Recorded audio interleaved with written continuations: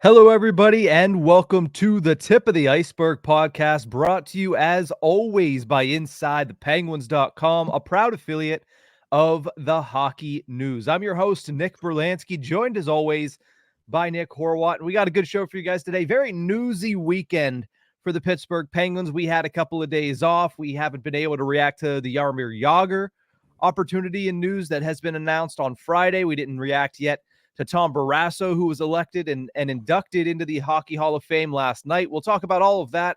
And of course, on the ice, the Pittsburgh Penguins are winners of 4 straight. So we got a lot to talk about with the team now, the team in the past, and the future of the team as well. So let's get into it, Horwat. Obviously, the Penguins are winners of 4 straight games coming into tonight's matchup against the Columbus Blue Jackets. And it's how they're winning, too. It's not like there's a similar result in these ones. You have a 10-2 blowout victory over a lowly Sharks team that did win a couple of games the following week, so maybe the Penguins got them on the right track. A 2-0 win over a red-hot Anaheim Ducks team. They just stifled them at every chance they got. A 4-3 overtime victory in LA against the Kings, and a 4-0 victory over the Sabres on Saturday evening. So with all 4 of these wins and the Penguins kind of climbing out of the hole that they put themselves in October, what have you seen change between October and now a 4-0 start to the month of November? I mean, depending on who you ask, the answer is literally everything. I can totally understand and see where they're coming from with that. There's been certain adjustments to the lineup that have made worlds of difference to certain lines. I mean, we're still sitting here with Rickard Rakell without a goal, but for what it's worth, Evgeny Malkin is on a career pace somehow. On a just at the age of 37, just on this unbelievable pace that he has never put up before, or at least he did once in his rookie season. He's on a career level pace, so a career defining pace. And Riley Smith is the wingman right now, and I'm sure Rickard Rakell's still waiting on something to really click for him, but that line is done pretty good despite Rakell's, holdbacks. First line needs no introduction. Doesn't even really need to be talked about. That third line's starting to wake up offensively a little bit, starting to find more of a groove. And Vinny Hinostroza has honestly made a world of difference for the fourth line, and it's only been a couple of games. And by world of difference, I mean there's at least a little bit more of a speed aspect. He seems to want to shoot the puck a hell of a lot, which is really good. And just seems to bring more juice into this lineup. The defense has been pretty solid. That third pairing, it's all of a sudden a competition again. Just kind of fun, kind of entertaining to keep an eye on who's in and who's out. I know it's been steady for the past couple of games, but I was chatting with Ryan Shea in the locker room yesterday that there's definitely still that competitive vibe in that third pairing specifically, and it's what should make everyone in that position. Him, P.O. Joseph is in there, Chad Ruhwedel's in there, John Ludvig might work his way back in there. It makes all of them better as a whole, so that's only getting better. And when are we ready to have the Tristan Jarry's really good at hockey conversation? Let's have it right now. I mean, let's look at Tristan Jarry and what he's been able to do. He was very outspoken following the 4-3 loss on home ice to the Anaheim Ducks a few weeks back that he needs to be better. I mean, you look at the game before that, he allowed 3 goals on 9 shots to the Ottawa Senators, and everybody was wondering, I mean, is he injured again? What's wrong with him? Can you believe the Penguins gave him 5 years, $5 million? And since then, he's been nothing short of spectacular. 3-0-0 in his last 3 games played, a .975 save percentage in those ones, 0.66 goals against, because he's allowed 2 goals in the last 3 games that he's played, and he's got credited for 1 shutout, which was Saturday against the Sabres. But realistically, he should have at least half or 2/3 of a shutout added to his resume because of the Ducks game, because he had a combined shutout, the 5th in Penguins history, alongside Magnus Hellberg, who played the 3rd period. But Tristan Jarry, not just making the saves, not just making the timely saves, but making all of them.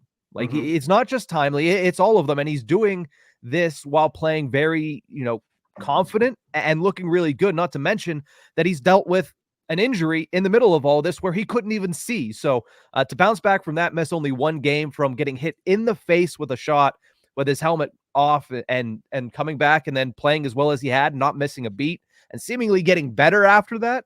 It's certainly an impressive run here for Tristan Jarry, and the Penguins are hoping, considering how volatile goaltending can be, they're hoping that this becomes the rule and not the exception. Yeah, you want this to become your consistent pace. If you want to put it into a really fun perspective, he hasn't given up a goal in a week and a half. Jeez. I know the Penguins have played a handful of games in between. I mean, they played one game completely without him, and there was that combined shutout. But he hasn't let up a goal since that San Jose game, which is about a week and a half ago. So that's a long perspective way of looking at it, but just also showing how good he has been this year, at least in the recent run. And he started the season off fairly well. There's not much you can do with the Chicago game. I think all first games are going to be sort of a welcome to the season. It really is a coin flip, no matter who the team is. Mm-hmm. And then he followed that up with a shutout in Washington immediately after. Now we know why. I mean, Washington looks damn good now. So like we can't even say, you shut out a very poor Washington. Washington's won a couple of games, so they're up there. And then, so because he followed that home opener up with the Washington shutout, and then things went off the rails for a little bit, but he was able to pull it back in against San Jose. And as much as it was San Jose, and it was a 10-2 win, there was something about that San Jose game that was needed, right? It was we needed to prove we could do this. We talked about this last week when it happened. The Penguins needed to prove they could win that sort of game. They can beat the opponents they're supposed to beat. And that finishing is possible. 10 times in that game. So they have that ability to do it. And now it is a matter of carrying it over, which they've done very well. Clearly, as the shutout streak for Jarry reaches well over 100 minutes. I forget what it's at exactly. Mm-hmm. But the team looks good. The team looks successful around him, and they're all chipping in, and it's all getting put on the proper direction. Yeah, you mentioned this all starting for the Pittsburgh Penguins, this turnaround when they beat the living crap out of the San Jose Sharks. I mean, go back to the longest yard. It's exactly what Paul Crew, as Adam Sandler said, or Adam Sandler's Paul Crew said. He said, you know what we would do at the beginning of the season? We'd play some crap Division II team, kick the living crap out of them, get our confidence up, and get us started on the right path. That's exactly what the Penguins kind of did. They beat the crap out of a team that is considered right now an NHL team, but could probably be more aligned with some AHL teams this season. And, you beat the crap out of them 10-2. It's a good game for Erik Karlsson. He gets his confidence up, getting his feet underneath him, getting that over with and done with, because that return could be something that's built up for a player, especially somebody that spent as much time as Karlsson did in San Jose as the face of that franchise. So, you get through that, and then you look at some of these wins. I mean, the Ducks were on a 6-game winning streak. The Kings were on a 4-game winning streak. The Sabres might not have been on a winning streak, but this is a team that has a lot of young talent right now and is a team that's not going to be an easy team to beat this season. So the Penguins are playing some pretty good competition, and they're elevating their game, which is important because you look at the schedule coming up, which I'm sure we'll talk about today. We'll talk about a lot on Thursday because that's when it really starts, is after this game tonight against Columbus, which, yes, they do have some talent, but they're not expected to really do very much this season. You look at the teams that are coming in after them. You got Carolina, you got New Jersey, you got Vegas, you got, did I mention the Rangers next week? You have at the end of the month, you have Buffalo again, which makes it difficult because when you play a team in that short of succession, they know some things about you. They're a little bit more fresh to what you like to do. So that becomes a little bit more of a difficult game. You have Tampa at the end of the month. You have Nashville, that's never a team that rolls over. So the schedule in the back half of November is pretty intense. And when you're talking about a team that started as slow as the Penguins did in October, they needed a really good November because, as everybody knows, by the time you get to American Thanksgiving, you really want to be at least in a playoff spot by then to put yourself in position to finish in a good spot, because the Penguins, yes, at the end of the day, all you want to do is make the dance. You want to make the playoffs, something they weren't able to do last season. Once you do that, as the Florida Panthers showed, anything is possible. But Kyle Dubas, as we'll talk about more, has put a big emphasis on finishing in the top 3 in the Metropolitan Division. That's when you put yourself in the best position, is when you're in those top 3s, specifically when you're in the top 2 and you get home ice advantage and you give yourself an opportunity to get home ice advantage throughout the postseason. at certain points. That's important. And I know that's a long ways down the road, but you look at what the schedule is coming up, you look at how they've performed the past couple of games, and you're hoping that they can take what they've done, especially the fact that they've won in a couple of different ways. It's a close game in overtime, it's a blowout win, it's a shutout victory where they just played stifling defense, or a victory where there's been chances on each and other end, and your goaltender has to play very well. I mean, Tristan Jarry, as we mentioned, has been really good. He had over 2.5 goals save above expected against the Sabres. That's impressive. That's a good game. That single-handedly got him into the top 15 in the National Hockey League exiting Saturday. So, it's been a good couple of weeks, but the Penguins can't let off the gas, and that's a position that they put themselves in because of their performance in October. Yeah, we talk about what Jarry said following that Anaheim Ducks loss. But I think Mike Sullivan had a quote that was just as palpable, if you will. It was that the Penguins are finding ways to lose, and boy, in that game specifically, they really found a way to lose that one.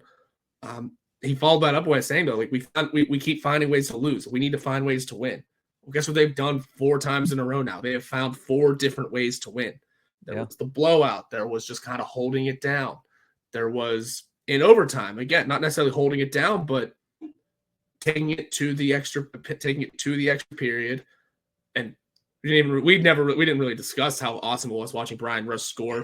scratch, take it back. Wait, we watched Brian Rust score at 1:30 in the morning. Sorry. And then pick up another shutout, and also like the combined shutout in Anaheim, the overtime with your third string goalie in LA, and then what they did in the shutout against Buffalo. There's been a lot of people picking up on the different style that they're playing. Again, like, I haven't watched deep enough to really see it, but you can tell there is something different being done out here. It's definitely more of a shutdown pace, but still putting up good numbers. And they found 4 different ways to win. Like I said, like Mike Sullivan said, we got to find ways to win. We've just done it 4 different ways.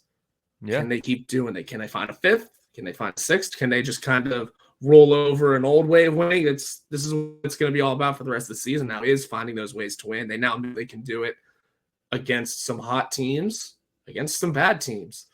Now you just have to do it against division rivals, which is where things get a little tougher, especially considering most of the competition for the rest of the month, like you listed off. Currently above them in the standings, but it is still early enough in the season where it's darn close.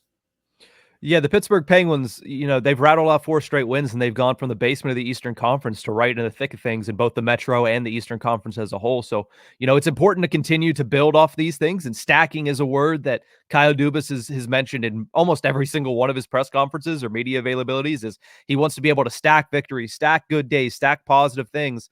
The Penguins have been doing that over the past week and a half, and you hope that they can continue to do so tonight against the Columbus Blue Jackets, their second Metropolitan Division game of the season. And as you mentioned earlier, Horwat, that first one was a shutout victory on the road against the Washington Capitals in the second game of the season. But the Penguins, they're impressive right now. They're going to hope to continue to do so, and they had a little bit of practice updates yesterday when they took the ice at Cranberry. We'll talk about those after the break.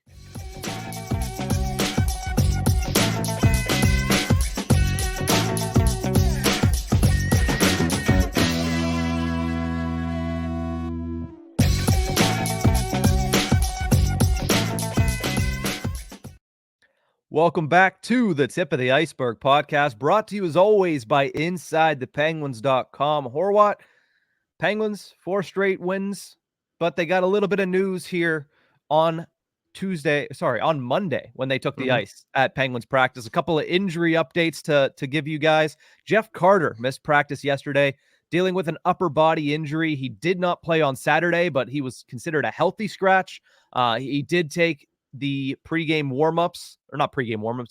morning skate with the Pittsburgh Penguins, and then did not play in the game as Vinny Hinostroza slotted back in after being recalled from Wilkes-Barre once Tristan Jarry was healthy and Joel Blomqvist was returned to the AHL. So interesting that Carter was injured. I don't think there was any wind of this over the weekend. I don't know if you heard anything about him being injured, but I think the general consensus was it was a little bit of a surprise that Jeff Carter wasn't taking practice and taking the ice yesterday in Cranberry.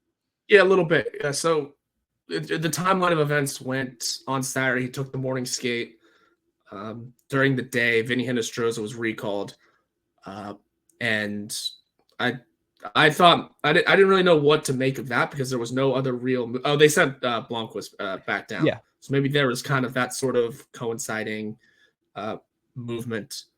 And then they came out for warmups. Jeff Carter was not there, and then no one asked about it. That may have been part of the reason why no one really knew what was going on Saturday specifically, or over the weekend, because they had the day off on Sunday. But yeah, no one really asked about it, so we didn't get an answer on Saturday. No one said anything from the Penguin side of things. And they had that day off on Sunday, and then he was absent on Monday, leading to the diagnosis of an upper body injury. Although one thing to keep in mind here is that Mike Sullivan said in the specific quote is that dealing with an upper body injury, they decided to keep him off the ice today. So we'll see where things go today. As in today, it was Monday. We'll see where things go today, Tuesday, and going forward. There haven't been any other moves since, but that's just Jeff Carter's sake, something just to keep an eye on. It seems like it might just be a day-to-day thing. The only thing we know right now, upper body was held off the ice on Monday. Yeah, and we'll have to obviously keep an eye out, like you mentioned, about morning skate today if he draws back into the lineup tonight. But I don't see any reason why he would. I see why he was put back into the lineup on Thursday was simply because with Jarry injured and injured, as we now come to know, for just a game, was just going to miss a game. You couldn't put him on LTIR. You couldn't shed his salary cap or roster spot, so you needed to bring up a goaltender to back up. So they had to send down Hinostroza, the only player that was eligible to go down without trying to pass through waivers. It was a paper transaction. I would not be surprised if Vinny Hinostroza just chilled, either went to the game on Thursday night or just chilled in the hotel and waited for the team plane that either that night or the following morning. So I'm not exactly sure what the injury could be. I know, again, the last time he played was Thursday, and I know we were all delirious because he was 1 a.m, but it didn't seem like he was in any noticeable pain during that game. Nothing coming out of that game. So we'll have to keep an eye on the phantom injury to Jeff Carter. And, sometimes phantom injuries for veteran players lead to the end of their careers. So I don't know. We'll have to keep an eye on it. But like you mentioned, what Mike Sullivan said is it makes it seem as if it's just a day-to-day or a maintenance thing for the 38-year-old center/winger. Veteran who Mike Sullivan said could be a Hall of Famer. Sometimes you just deserve that day off every so often. What makes it interesting was the participation in the morning skate followed by nothing. That's kind of where at least in my eyes, that's where the interesting part comes into play.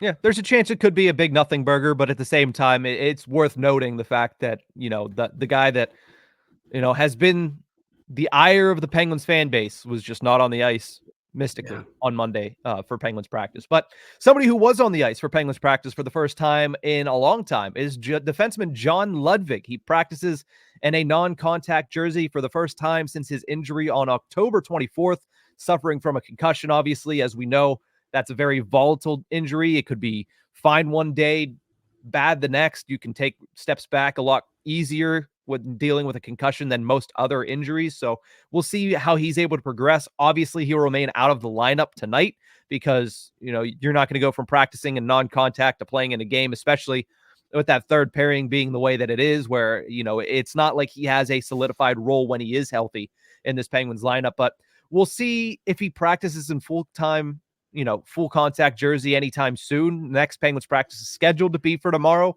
but there's a chance that gets canceled if they go out there and win tonight with the amount of games that are coming up over the next 4 or 5 days. Yeah, we'll see how it all goes. John Ludvig did some skating on his own, / with Alex Nedeljkovic prior to other skates. This is the first time he joins the team, and I don't really remember exactly how it went. I think just, rotating around with the third pairing guys. Like I said before, that's all going to be a competition again. It's all going to be who's slotting in where, who's giving the team the best chance to win. Good Mike Sullivanism there. And we'll see where it goes. He looks like he's slowly working his way back, but like you said, concussions are impossible to really predict. Mike Sullivan said they are encouraged by the progress he's made, and we'll see where I would be encouraged with that kind of response time too, considering how bad it looked when it happened. Mm-hmm. Yeah, I mean, with a concussion, it's always scary, especially with a head injury just in general, whether he gets concussed or whether it's a neck injury or whatever it ends up being. It's always scary seeing somebody go down in the fashion that he did when he was out. He was out before he hit the Yeah. ice. Yeah. So obviously, like we said back then, you just hope that there's no residual effects, and it seems as if everything has been positive over the past week, especially since we first had the news that he was skating with Alex Nedeljkovic back in Pittsburgh while the team was in California, and now seeing him rejoin the team just about 2 weeks after that injury is certainly a good sign. Now, the last thing you want to do is rush a guy back, especially somebody coming off of a head injury. But man, would it be nice to have that physical presence when the Penguins go up against some of these teams they're about to face. Division matchups against the Hurricanes always get physical. Against the Devils, they're not known for being a physical team, but that physical presence might help a little bit when you're going up against this young team that has a lot of talent, a lot of skill. You want to disrupt them, get them off the puck. It's a lot easier with somebody that likes to lay the body like Ludvig. And then, Vegas and New York, the Rangers, those two teams, that's when you would like to have a guy of John Ludvig's stature, a guy of John Ludvig's, ilk, the way that he likes to play the game. You'd love to have a guy like that in the lineup. Now, again, is this guy somebody that can be an everyday NHL player? We don't know. He's played 5 minutes and 23 seconds of ice time in his NHL career, so you never know what could happen. But certainly in those 5 minutes, he showed certain personality traits that match the scouting report that would certainly go into helping the Penguins and potentially being a player that would help the Penguins put the best team on the ice. Another Sullivanism there for you, Horwat. But, I would love to see Ludvig come back and see what he's able to do in some of these division matchups, these tight checking matchups, especially when you're trying to evaluate what you have on the third line, because Joseph and Shea and Ruhwedel just don't have that dimension of their game very much, if at all. Yeah.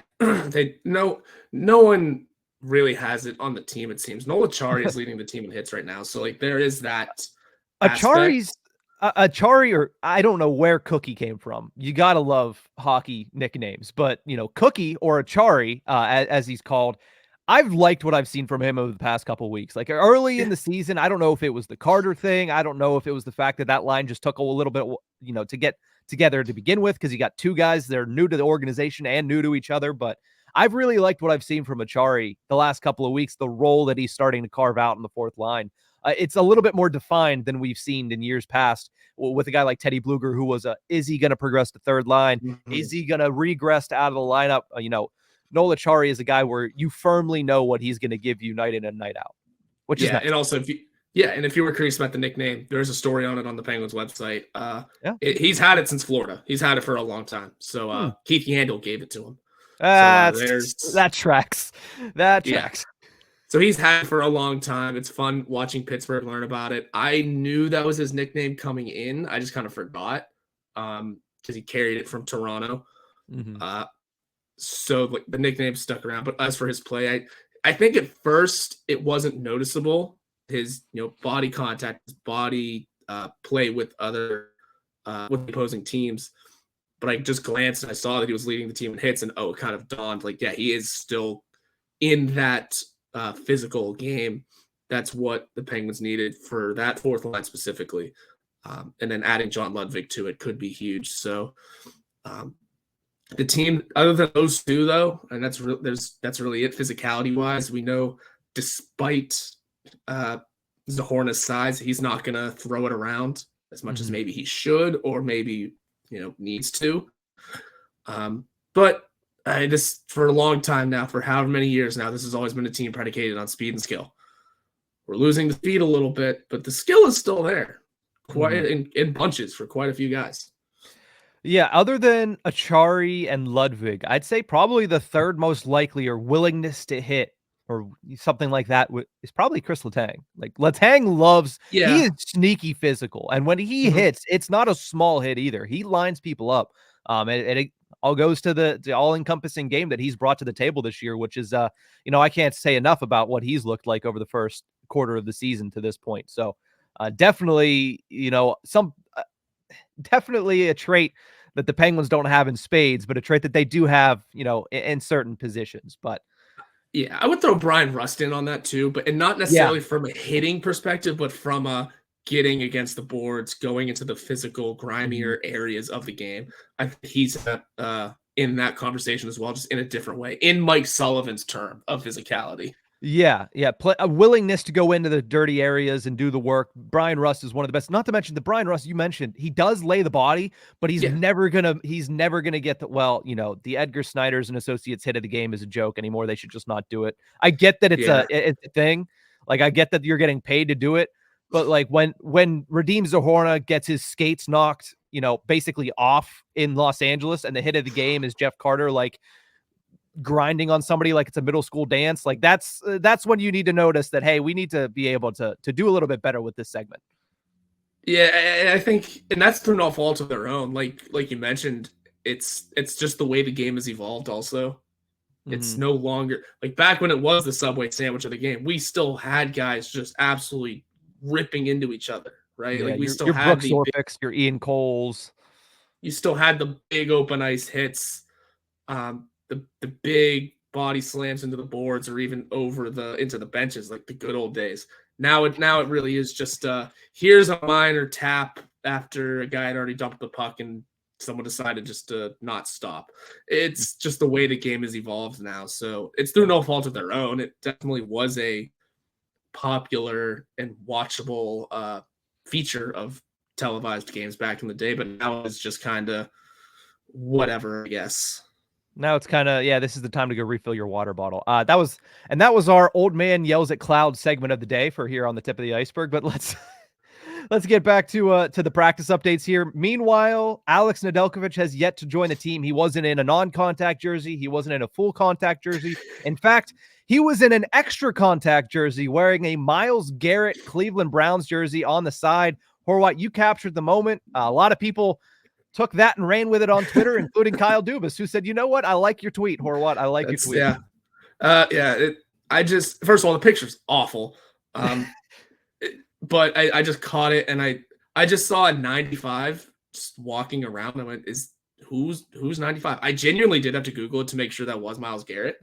Because I don't pay attention to the Browns. Who do you think I am? But it's and also the second I realized it's a Browns jersey, I didn't have to think any further of who it was. I was like, okay, that's clearly Alex Nedeljkovic, a Cleveland native, wearing a Cleveland jersey. I also didn't realize it was Browns week until mid-afternoon. It is late afternoon. So it's good on him. I respect the hell out of that move. And you should be always supporting your team. And you can support your football team. You play hockey. That's perfectly fine. And just a good little fun, entertaining moment that really nothing else really happened from it. I just took a picture of it, saw that he was wearing it. That's all we needed. Just a nice little lighthearted moment. This team is full of lightheartedness at the moment. So it was really nice. Really cool. Well, Horwat, let's throw on our Big J journalism caps because Steelers, Browns, 1:00 this Sunday. Alex Nedeljkovic eligible to return from LTIR Sunday against the Las Vegas Golden Knights at 6 p.m. Does he, while he's crying into his Myles Garrett jersey after they lose to the Steelers, does he end up starting against the Vegas Golden Knights on Sunday? I would say no, probably not. It is the second half of a back-to-back for the Pittsburgh Penguins. Yeah. But I doubt that he returns simply because he has yet to practice. Not to mention that you're not going to rush, him back whenever you do need to figure things out with Jeff Carter, who is injured, with Vinny Hinostroza, who would likely be the guy sent down. He's the only guy that's eligible to be sent down without having to clear waivers, or that third pairing defense. So a lot of moving and shaking that might happen here in the next 5 days, and all circles around the return of one Alex Nedeljkovic, aka Myles Garrett. Yes.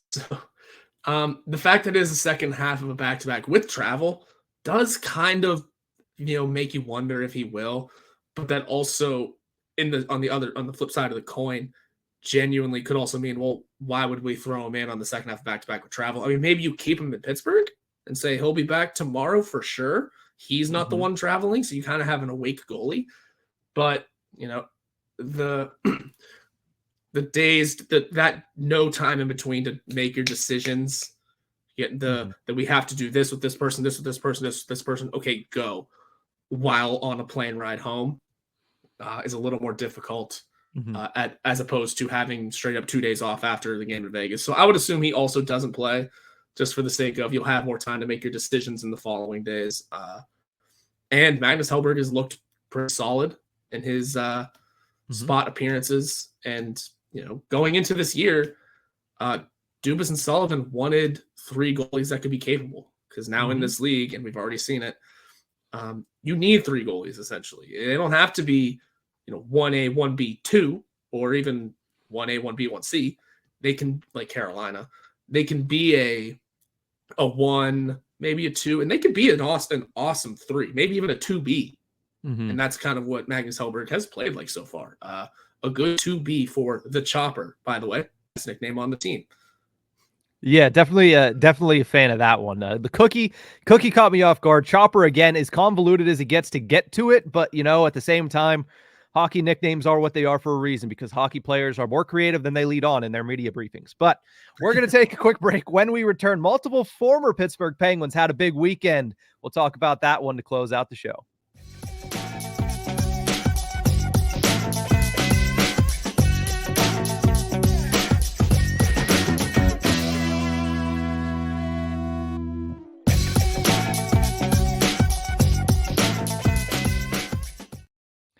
Welcome back to the Tip of the Ice-Burgh podcast, brought to you as always by InsideThePenguins.com. Multiple Pittsburgh Penguins, former Penguins at that, were honored over the weekend. We did not get the chance to discuss it until now, so let's bring it up.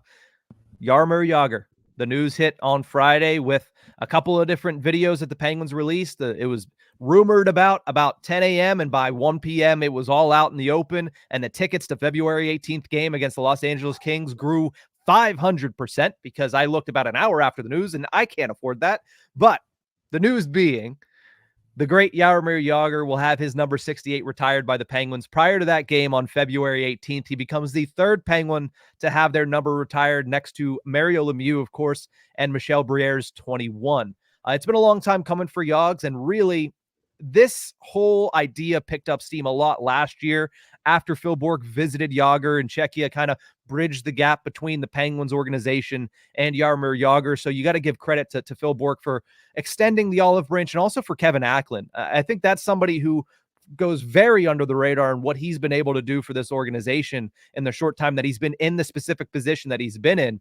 Acklin, you look at the arena upgrades this offseason, you look at what the team has looked like from a business standpoint since he's taken charge, and some of the things that have been able to occur. I mean, the return of the Robo Penguin, I'm not exactly sure how much of an impact that he had on that with the Adidas reverse retros last season. But that was also another little thread between the Penguins and Jaromir Jagr last season, when Jason Zucker, in the first time wearing those Robo Pens in 18 years, did the Jagr salute. So, and Jagr interacted with that. So it seems like the two have been coming together slowly throughout the past couple of seasons. And it's all going to come to a head on February 18th when Jagr returns to Pittsburgh to be immortalized forever in the rafters at PPG Paints Arena.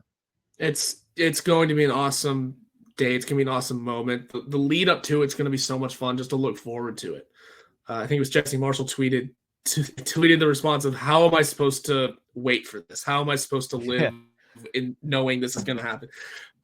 It's going to be an awesome day. It's just for the player, for the team. Josh Getzoff on the Jeff Merrick show said for the building. The building has had some awesome moments in terms of like games and just other events happening, but it hasn't had something like this, something that an entire city is going to be able to get around. Everyone that has discussed that I've discussed this jersey retirement with, away from just from regular hockey fans, they're all amped about it. They're all, Jagr was my favorite player as a kid, was my favorite this growing up, was this, that, this. Like, Lemieux saved the team. There's no doubt about that. What Lemieux did was phenomenal. There's something about Jagr that resonates. Not necessarily more than Lemieux, but a little, to a different degree with fans. That I think his skill was just so off the charts that he himself saved the franchise in his own way. It wasn't just buying it. It wasn't just having the money to support it. It was physically on the ice, doing incredible things in the most clutch of situations.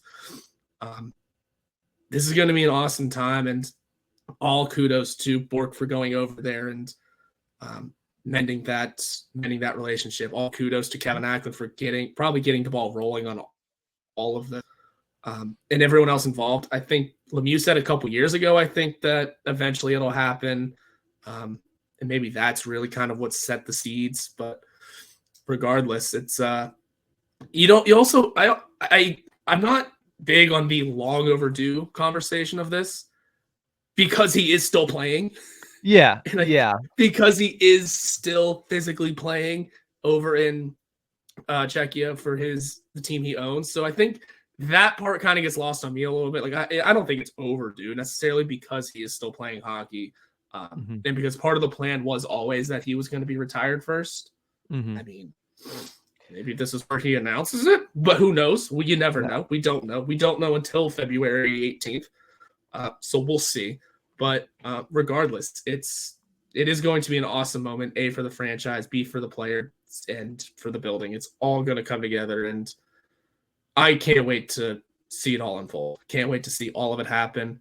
I am genuinely curious as to what the banner is going to look like, though. This is just me being a nerd. What is it going to look like? Do they do the gradient? I mean, when he saved the franchise, as some would say, he was wearing the gradient. So maybe it's that, or maybe it just matches the one that Mario Lemieux had, but I don't know. He didn't wear that enough. Yeah, that's very true.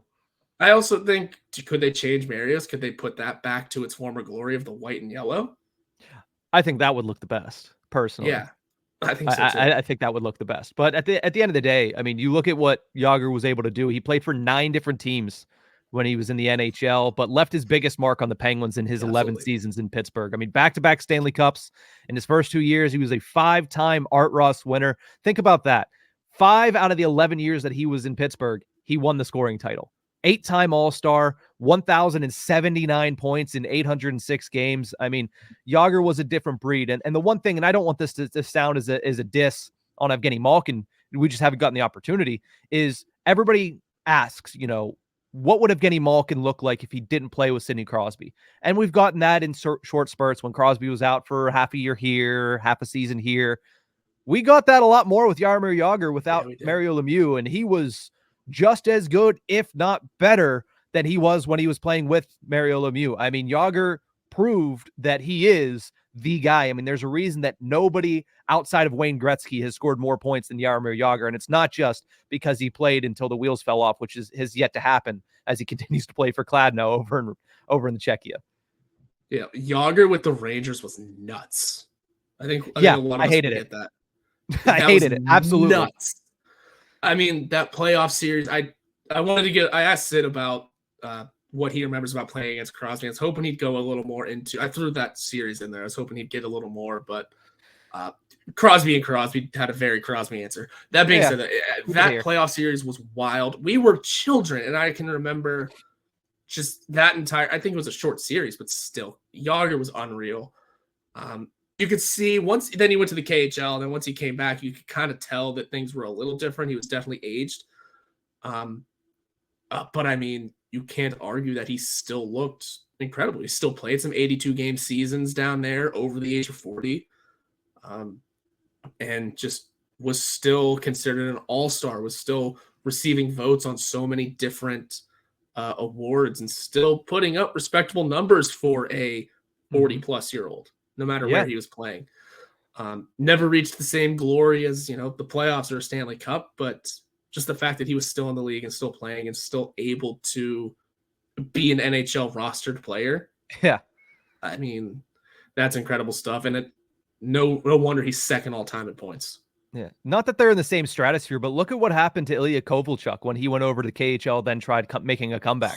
He was done. Like he was dead in the water when he returned to the NHL after his time in the KHL. Meanwhile, Jagr comes over. It's not that he didn't miss a beat, but he was still, like you mentioned, a very solid third line, bottom 6 player that could score goals and could go out there and sell jerseys for sure. But no, Jagr was still Jaromir Jagr, and that's the thing that is going to be interesting to see. I'm excited for his speech. I'm excited for all the social events that he does. I know that he might not be. Maybe Steige can take him back to Ross Park Mall, see if he can find another, jean jacket or Canadian tuxedo. And, I think it'll be a lot of fun, not just that day, like you mentioned, but the week leading up to it, the week, all the events surrounding Jaromir Jagr. I'm sure Lemieux will be there, which all these people that are clamoring about Lemieux not being around can shut up for a week. Maybe you see Recchi come back. Barrasso, who knows? Maybe Barrasso is feeling a little There's bit. no way, but speaking of Barrasso, though. Yeah, speaking of Barrasso, though, we'll get to Barrasso in a second. Yeah. But the former Penguins that will be in town, the pictures of, I'm assuming, if they don't, then I'm gonna have to call Kevin Acklin myself. But you need a picture with Lemieux, Jagr, Crosby, and Malkin all in their jerseys, just because I don't think we have that, and that needs to be had for PPG Paints Arena and just for Penguins Nation as a whole. You need to see what that looks like, and obviously you need to see those four all in the same space. That's Penguins Nirvana right there. But speaking of four players that mean a lot to the Pittsburgh Penguins organization, after Jaromir Jagr's number 68 is forever immortalized in the rafters of PPG Paints Arena, who's following him? Who else is going up there? Because there's four players, the four horsemen of the salary cap era for the Pittsburgh Penguins, and Sidney Crosby, Evgeny Malkin, Chris Letang, and of course, former Penguin Marc-Andre Fleury, that are all probably the top candidates for that one. But the first question I have for you, Horwat, do they all make it up there to begin with? Like, eventually, do you see all four of those jersey numbers immortalized alongside 66, 68, and 21? Eventually, I believe all four will get up there. Yeah, it's Malkin and Crosby are the easy ones. The obvious, yeah, of course. Duh. Yeah. My thought process is following that, though, is if you're doing Crosby Malkin, you have to do Letang. You just have to. After all of the years together, after all the records they're putting together, just as a team of North American sports, I mean, they're breaking Yankee records. Like, this is, you almost have to. And then it really does help that Letang has solidified himself as the greatest defenseman in Penguins history, both offensively. He's really getting there defensively this year. There is an awesome, awesome moment that can be had of those three sharing the rafters. And I posed this question to you. Oh, and as for Fleury, I think that one will also happen. I think it should. I think there might be people fighting back on that, which is weird energy. Yeah, we can have I want to have a little bit of a deeper discussion about Fleury, but I mean, like you mentioned with Letang, they're the trio, North American sports trio. Jorge Posada's number is retired by the Yankees. Is there a team that, one, retires more numbers, but two, for good reason, than the New York Yankees? If Jorge Posada has his number retired, it's for good reason. So, if you're making that apples to oranges, really, baseball and hockey, and the Yankees and Penguins, a team that retires every jersey versus a team that has two retired jerseys in 55 years. If you're making that comparison, then right there, Jorge Posada went into the Yankees immortality with his number retired. But I think that almost sells Letang's career short.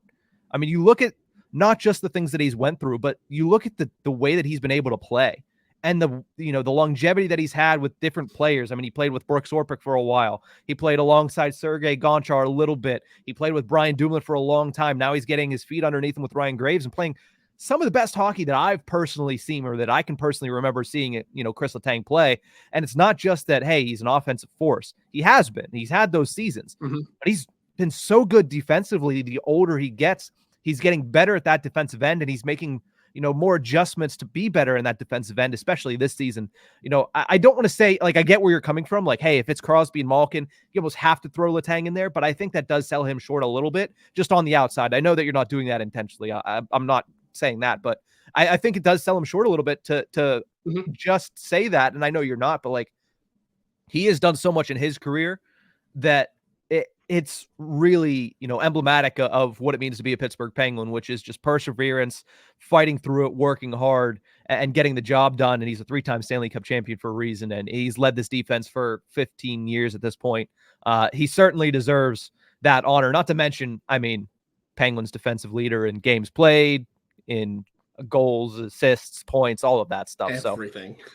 So yeah, definitely something that, while I am usually protective of whose number gets retired, I think when you get to these four, it just becomes, it becomes simple. And that includes Marc-Andre Fleury, who, hindsight being 2020, he should have never left, right? The Penguins should have never allowed him to walk out the door.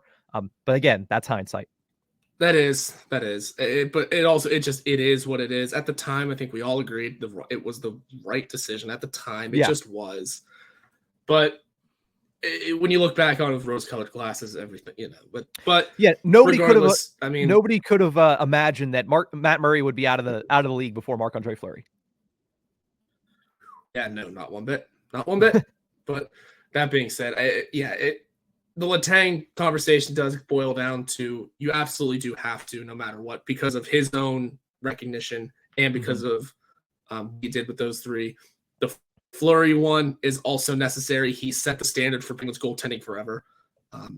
He set the standard for Penguins goaltending forever, taking it over from a guy that you genuinely could have tossed in this conversation 10 years ago. I think the Tom Barrasso conversation has passed, which is unfortunate, but kind of just is what it is.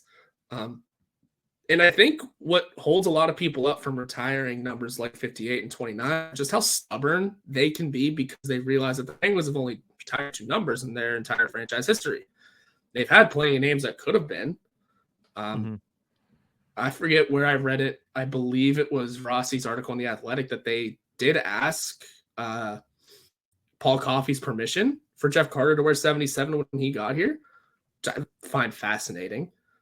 So there is definitely this sense of the Penguins have had legendary players. They could have easily retired more, but they didn't. So the fans get stubborn because the Penguins have been stubborn about it in their own right. I mean, they have the right to be, because like I said, yeah, they've had legendary players, but Coffey's not known as a Penguin, really, right? He won 4 cups with the Edmonton Oilers. That's kind of where his legacy sits. Like, yeah, he had great years with the Penguins as well, but his legacy really does sit with the Oilers. Larry Murphy, he's in the conversation, but also like played with a bunch of other teams. Ron Francis could be up there, but again, played with a couple other teams, mostly Carolina, where his number is rightfully retired. And I think, the conversation then spills into Crosby, Malkin, Letang, Fleury. Those 4 absolutely should be. The question I posed to you, that we can spend a quick couple seconds on this, at least in the terms of the core, the 3 that we have now, Crosby, Malkin, Letang. Do they get their own ceremonies, or is it all at once? Not a chance in hell that I force them to have those ceremonies together. They each deserve their own night. They each deserve their own celebration. I think that would be a gross miscalculation. And I, so far from what he's shown, I think Kevin Acklin is smarter than that. So they each get their own night for sure. In my eyes, I don't think you can do it any other way. Yeah, I posed the question, and then immediately was like, no, they would have to have their own night. But then my mind started racing to 1,000 different directions of, well, maybe they don't do it before a game. Maybe it is their own day. Like there is no game that day. It's just their own ceremony. They're selling out the arena for. They all get their own sort of. It essentially becomes a 5-hour event. It is we're going to trot out all the former players, all the former teammates. Now here comes the men of the hour for their own long speeches, their own jersey going up one at a time. Maybe, I don't know. The event planner in me started turning this into a thing. I'll do you one better. I just, for some reason, I just came up with the perfect idea based off of what you said. You have a homestand where you have at least 3 games. You have a banquet with speeches and everything the night before, and then each of the 3 games you go down the line. Letang, Malkin, finish it off. Sidney Crosby's number goes up into the rafters. Right in between them, higher, like the hierarchy of the 2 on the bottom, 1 on the top. Crosby has to be up on the top, and that's how you do it. So you have a full week. You can sell tickets to the banquet. There's your business side, Penguins. And then, of course, you have the 3 games where each night, each player gets their game, and they have to be against the team that they scored the most points against. So you have to get the NHL scheduling in on this as well. So the Penguins and Islanders will be the last one for Crosby. It'll be, I don't remember who Malkin tears up. The Hurricanes. I want to say the Capitals. The Capitals he does pretty good against. The Hurricanes and the Capitals, and whoever Letang Dallas for some reason. Yeah, Dallas, bring in the Stars, sure. No, the Panthers. He has a lot of goals against the Panthers. I mean, part of that's the 4-point game he had last season. But, at the end of the day, I do think they all deserve their own day to watch their number go up in the rafters. And I think it would be special regardless. I do think it happens for all 4 eventually, but again, not at the same time. But closing it out really quickly, we talked about this a lot whenever the news first broke that Tom Barrasso was going to go into the Hall of Fame. So you can always go back and listen to that episode for our full, long, extended thoughts on Tom Barrasso and his immortality as a Hockey Hall of Famer and his time as a Pittsburgh Penguin, what he means to the organization. But, congrats to the former Penguins netminder. He goes into the Hall of Fame last night officially, gives his speech. He thanked a couple of people, including the Pittsburgh Penguins teammates that he had. I mentioned Mario Lemieux, obviously, as the genesis of why he was brought to Pittsburgh. Talked about a little bit about Tony Esposito, who was the general manager that brought him over. Talked about Craig Patrick, who was his general manager for a long time when he was with the Penguins. Not only that, but the man that gave him an opportunity to be an Olympian. So definitely go check that out. It was on NHL Network on Monday evening. It is on the Penguins website right now. And obviously Tom Barrasso is highly, more so a forgotten piece of those 91, 92 championship teams. But I mean, he was really that first piece that said, the Pittsburgh Penguins are coming, because he was traded to Pittsburgh in 1988. Obviously, you had Mario Lemieux, but that was the first chance you really got to see that, hey, they're going to make some trades here, and they're going to try to build this team into a championship team from players on the outside. Because after that, you saw the Francises of the world. You saw, Kevin Stevens emerge. You saw, Paul Coffey come to the Pittsburgh Penguins, I believe in either 89 or 90. Can't remember at the moment. And then you saw the drafting of Jaromir Jagr. So, Barrasso was there before a lot of it. And it was really the addition of him as a goaltender for the Penguins that kind of sparked things around. But congratulations to him becoming the 15th Penguin as a player to enter the Hockey Hall of Fame. And he goes in there with two other goaltenders, in Henrik Lundqvist and Mike Vernon, on Monday night. Yeah, Paul Coffey arrived in 87, 88. So okay, so Coffey was here before that. That's interesting. Yeah, but still, yeah, I was negative 8 years old, and so were you. So I mean, it's hard to remember when you weren't around. No, yeah, it's whatever. It's whatever. But no, yeah, it's just Tom Barrasso. Like I said a few moments ago too. Yeah. That's a conversation you could have had about jersey retirement 10 years ago. Just for sake of what he did do with the Penguins, because it was vital to those two Stanley Cups, huge to the President's Trophy they put up the next year, and for many years following. Off ice stuff is kind of what gets in the way of a lot of things, especially when it comes to Hall of Fame voting, jersey retirements. It is what it is. It's the reason why so many people won't get in the Baseball Hall of Fame. It's why a lot of people won't get into the Hockey Hall of Fame or wait so long. Regardless, he's getting what he deserves here with a Hall of Fame induction, and he meant way more in Penguins history than people realize. So it's all a well-deserved honor. Yeah, and not only that, the Pittsburgh Penguins added him to their mural outside the locker rooms. So another little tip of the cap to the goaltender. I thought that was always there, but so did I. Yeah, but hey, it's cool that it's there, regardless. Yeah, it's meant to be there. It should be there. So it's good that it is there. So congratulations to Tom Barrasso. Congratulations to Jaromir Jagr. We're obviously going to talk about this we still got 3 months till that happens. So we got 3 months to sit here and talk about it, to get excited about the Jaromir Jagr jersey retirement. And between now and then, hopefully the Pittsburgh Penguins supplement it with a heck of a lot of wins starting tonight against the Columbus Blue Jackets. But that's going to do it for this episode of the Tip of the Ice-Burgh podcast. Thank you so much for tuning in. We'll see you guys next time.